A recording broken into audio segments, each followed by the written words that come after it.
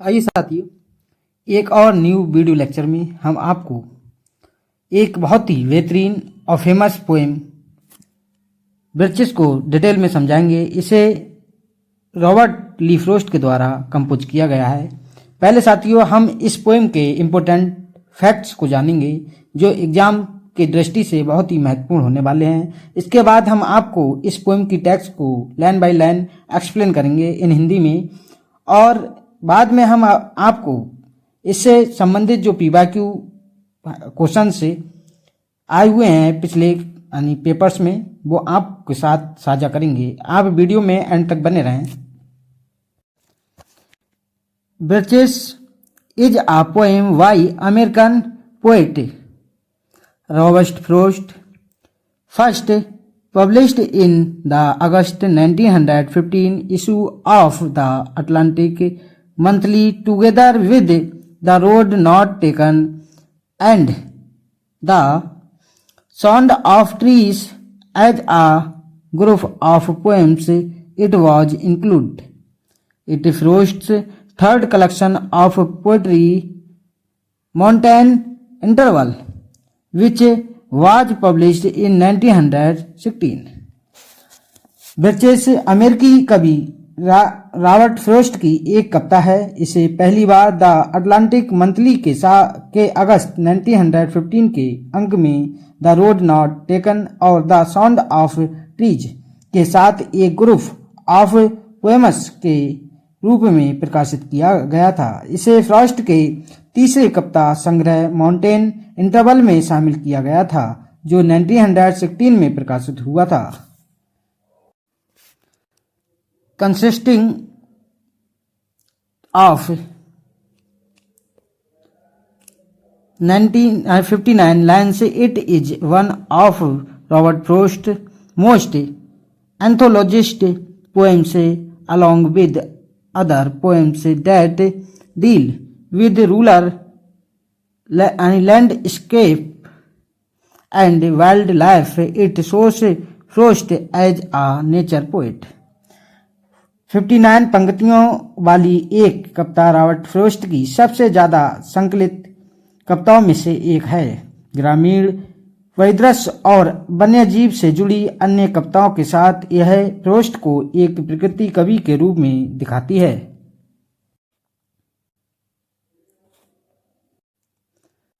The title is Birches, what the subject is birch. Swimming and the theme of the poem seems to be more generally and more deeply his motion of swimming.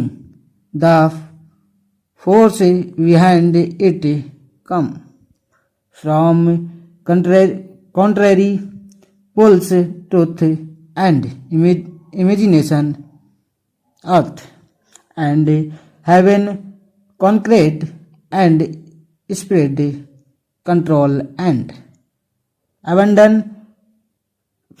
fight and return. यानी शीर्षक वृक्ष है लेकिन विषय है वृक्ष झूलते हुए, और कविता का विषय अधिक सामान्य और अधिक गहरा प्रतीत होता है।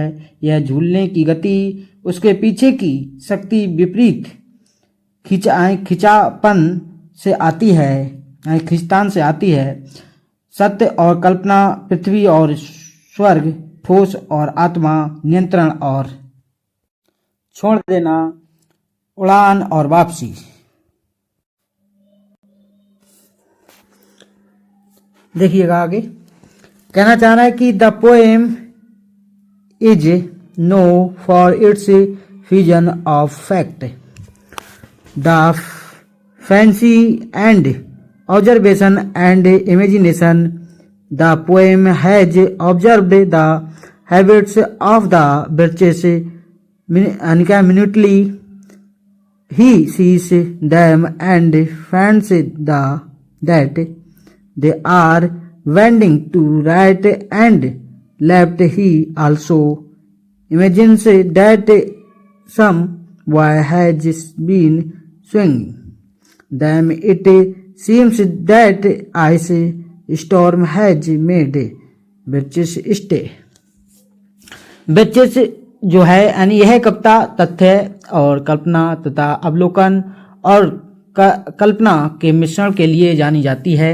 कवि ने birches की आदतों को बारीकी से देखा है। वह उन्हें देखता है और पाता है कि वे दाएं और बाएं झुक रहे हैं। वह यह भी कल्पना करता है कि कोई लड़का उन्हें झुला रहा है। ऐसा लगता है कि बर्फीली तूफान ने birches को रोक दिया है। These birches are covered with ice. They swing up and down when the wind blows. He imagines that the boy who swings has got skill of maintaining balance. The poet wishes to climb to heaven, but he likes to return to the earth. Earth is the right place of love. I do not know where it is likely to go better. यहाँ जो लाइनों में कहना चाह रहे हैं कि ये birches हवा यानी birches बर्फ से ढके हुए हैं। हवा चलने पर वे ऊपर नीचे झूलते हैं। वह कल्पना करता है कि झूलने वाले लड़के को संतुलन बनाए रखने का कौशल प्राप्त है। कभी स्वर्ग पर चढ़ना चाहता है यानी हेवन में, लेकिन वह धरती पर लौटना पसंद करता है। पृथ्वी प्रेम के लिए सही जगह है। मुझे नहीं पता कि यह कहाँ बेहतर होने की संभावना है। आइए साथियों आगे देखते हैं। अब हम आगे लाइनों में जो कवि ने पोएम के में कहना चाहा है उसको देखिएगा। कह रहे हैं hence which swinging becomes good for going and coming back. This lyric is the fusion of fact and fancy. To the poet life is the pathless wood where your face burns and tickles with the cobwebs. The poet wants to forget the bitterness of this earthly existence for the time being, what I love to return. कहना चाह रहे हैं इसलिए वृक्ष झूलना जाने और वापस आने के लिए अच्छा हो जाता है। यह गीत तथ्य और कल्पना का मिश्रण है। कवि के लिए जीवन एक पथहीन जंगल है जहां आग का चेहरा जलता है और मकड़ी से गुदगुदी होती है।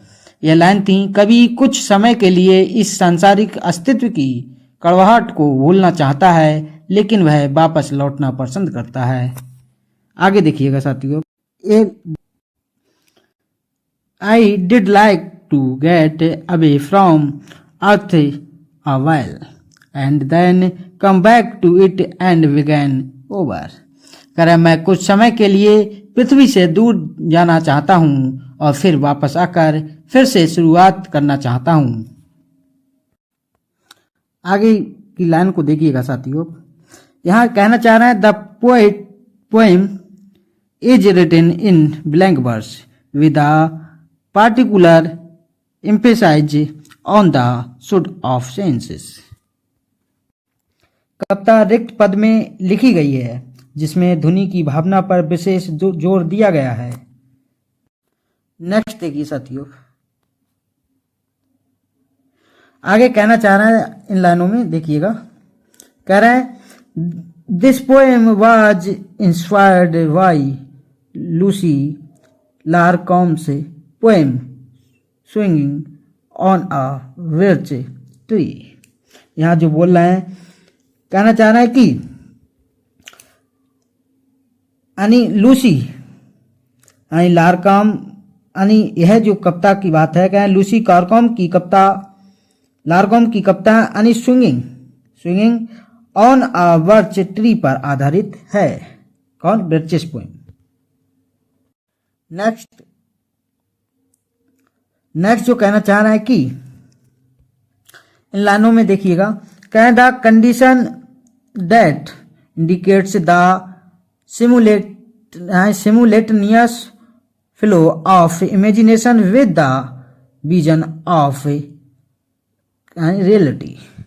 अब इसमें जो बात कही गई है उसको समझिएगा। कहना चाह रहा है कि एक ऐसी स्थिति जो वास्तविकता के दर्शन के साथ कल्पना के एक साथ प्रवाह को इंगित करती है। नेक्स्ट देखिएगा आप, आगे जो कवि ने कहा है देखिएगा। आगे कहना चाह रहा है कि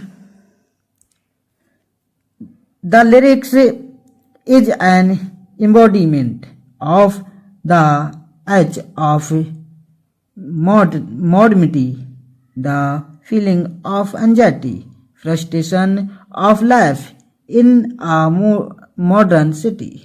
अब इन लाइनों में जो कहना चाह रहा है कभी उसको समझिएगा।